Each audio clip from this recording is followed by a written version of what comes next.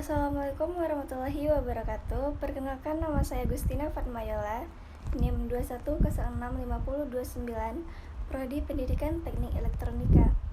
Baiklah, untuk memenuhi tugas pengantar kewirausahaan, di sini saya akan membuat video penjelasan tentang materi pertemuan 4, yaitu mengenai strategi kewirausahaan. Berikut video dari saya. Dalam strategi kewirausahaan ini, ada beberapa hal yang perlu kita lihat. Yang pertama yaitu ada soal pengolahan usaha mulai dari perencanaan yang tertulis berupa visi dan misi usaha usulan operasional termasuk dari rincian strategi. Fungsi dari perencanaan itu adalah sebagai pedoman untuk mencapai keberhasilan manajemen atau keberhasilan Anda sebagai pengambil kebijakan untuk usaha sendiri yang biasanya berupa ringkasan eksekutif dan bisa berupa maksud usaha yang akan dibangun. Perencanaan usaha berupa visi dan misi sangatlah penting dalam pembangunan suatu usaha yang akan kita jalankan.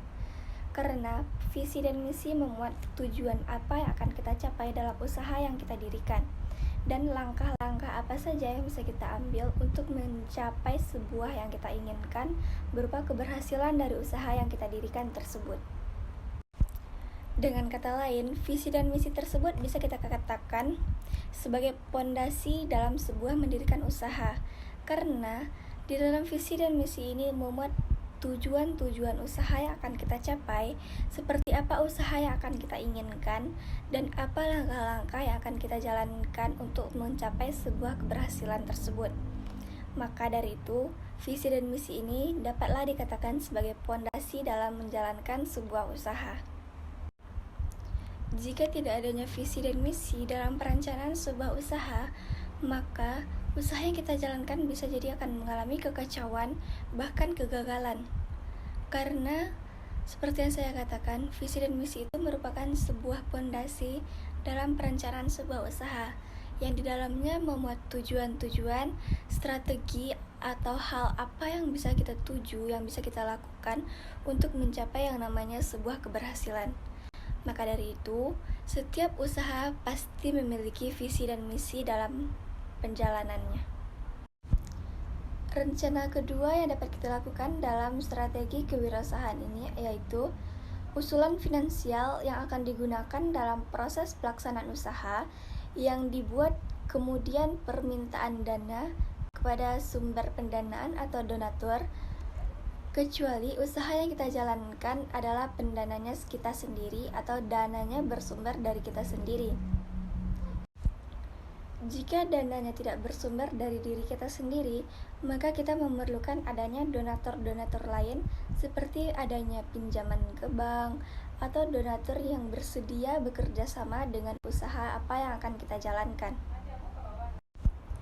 Untuk mengajukan pinjaman ke bank dalam menjalankan usaha atau bahkan meminta seseorang untuk menjadi donatur dalam usaha yang kita jalankan, perlu adanya kita membuat sebuah proposal atau sebuah langkah-langkah kerja akan kerja apa yang akan kita laksanakan dan keberhasilan apa yang akan kita tuju, agar orang tersebut tidak ragu untuk memberikan dana kepada kita dan juga untuk menjaga keamanan dana tersebut.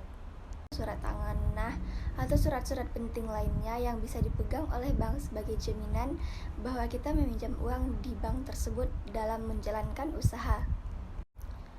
Dan yang terakhir yang perlu kita perhatikan dalam membuat strategi kewirausahaan yang kita jalankan, yaitu harus ada dalam perencanaan itu adalah untuk mendapatkan cara atau strategi menggunakan dana dan cara pembayaran atau pengembalian dari pinjaman tersebut.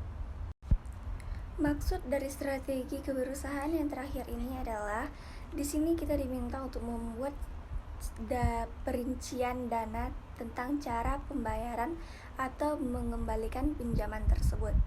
Di sini kita harus membuat sebuah laporan atau proposal yang berisi tentang dari mana penghasilan yang kita dapat, berapa penghasilan yang akan diterima dari usaha tersebut. Karena di sana akan diminta bagaimana kita akan membayarnya agar tidak ada keraguan antara peminjam dan yang meminjam, dan jelas. Nah, dari sekian strategi usaha, saya hanya dapat menyebarkan 3 buah strategi usaha yang dapat kita jalankan dalam membangun sebuah usaha.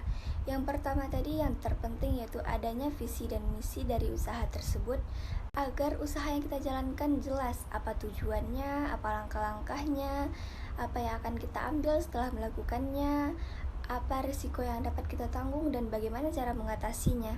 Yang kedua yaitu berupa rincian perencanaan atau permintaan pendanaan.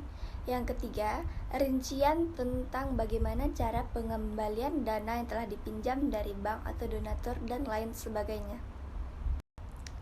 Demikianlah video yang dapat saya buat mengenai strategi apa saja yang dapat kita lakukan dalam menjalankan sebuah usaha.